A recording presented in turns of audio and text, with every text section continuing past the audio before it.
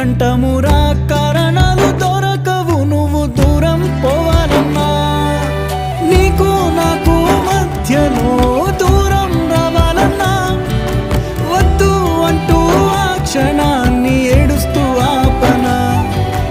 గమ్యం చేరే పయనాన్ని స్నేహం ఆపుతుందా నీ మంచే కోరి పొమ్మనేంత ప్రేమే మాకు లేదా అల్లుకున్న తీగతో కలుసుకున్న కులం స్నేహమన్న మాటలో ముచ్చటైన ముకురం అందమైన జీవితం